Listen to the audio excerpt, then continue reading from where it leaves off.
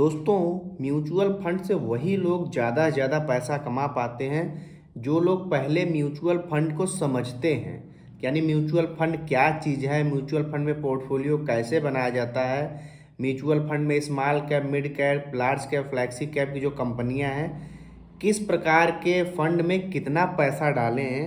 जो लोग अपने रिस्क को मिनिमाइज करते हैं और अपने पैसे को डाइवर्सिफाई करते हैं, और कैसे हम जो भी इन्वेस्टमेंट करें हमारा सभी प्रकार की कंपनियों में पैसा लगे जिससे हमें सभी प्रकार की कंपनियों का रिटर्न मिले।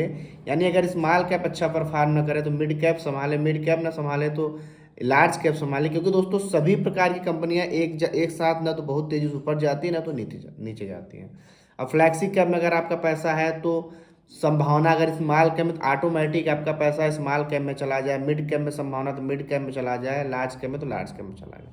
तो दोस्तों, आज हम लोग एक बेस्ड म्यूचुअल फंड पोर्टफोलियो कैसे बनना चाहिए, किस प्रकार के फंड में आपका कितना पैसा होना चाहिए, ये जानना दोस्तों काफ़ी जरूरी है। क्योंकि दोस्तों जो म्यूचुअल फंड की जर्नी है, लॉन्ग टर्म में यहाँ वेल्थ क्रिएट करने लोग आते हैं। अगर आप सही प्रकार के फंड का ही चुनाव नहीं करेंगे तो आप अच्छा खासा रिटर्न नहीं बना पाएंगे। देखो दोस्तों, सबसे ज़्यादा जो रिटर्न मिलता है स्मॉल कैप में मिलता है, तो हम लोग स्मॉल कैप में 2 फंड रखेंगे और कोशिश करेंगे हमारा जो 30 से 40% का अमाउंट है वो स्मॉल कैप में इन्वेस्टमेंट हो। तो आप स्मॉल कैप में कोई 2 फंड ले सकते हैं, एक में 25% कर दीजिए, किसी एक में 10% कर दीजिए, ठीक है।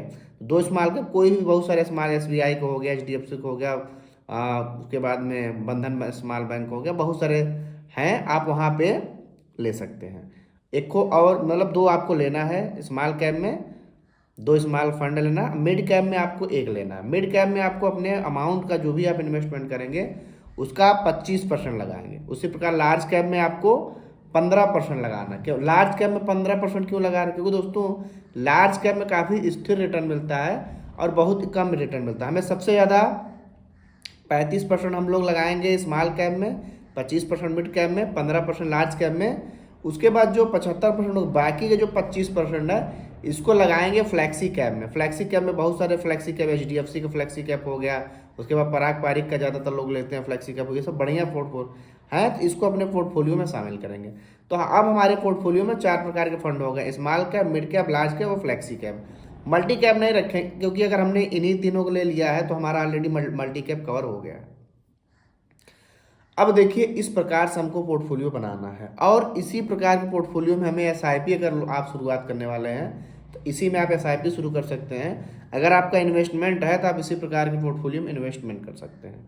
अब परसेंटेज जिन लोगों को ज़्यादा नहीं समझ आता, ऐसे समझिए कि अगर आपके पास 1 लाख रुपए है तो 25% मतलब 25,000 रुपये हो गया, 15% मतलब 15,000 हो गया।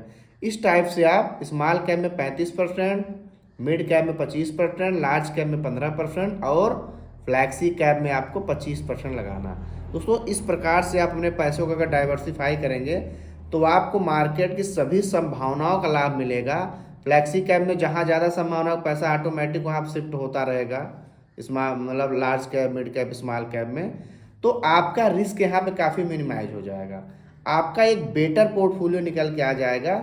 यहाँ से मार्केट का जो वोलेटिलिटी है उसको भी आप मिनिमाइज कर पाएंगे।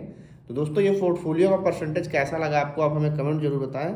और आपको कुछ पूछना था आप कमेंट पूछ सकते हैं। आप जिस भी फंड में लगा रहे हैं देखिए उसका पिछला रिकॉर्ड कैसा है, अच्छा खासा रिकॉर्ड है और प्रतिष्ठित फंड है, जैसे SBI को हो गया है ना, SBI सरकारी बैंक है, HDFC को हो गया, फ्लैक्सी कैप, पराग पारिक, ये सब लोग, मोतीलाल ओसवाल, निप्पॉन इंडिया, ये सब तो काफ़ी अच्छे फंड हैं और अच्छा खासा लगातार रिटर्न बना के दे रहे हैं। आप इनमें कर सकते हैं। और आपने काफ़ी एक ही फंड में सारा पैसा नहीं लगाया, आपने पैसा डाइवर्सिफाई कर लिया है, 5 जगह आपने लगाया है, तो 5 फंड को आप आसानी से मैनेज भी कर पाएंगे और लगातार इसमें आप पैसा भी डालते रहेंगे।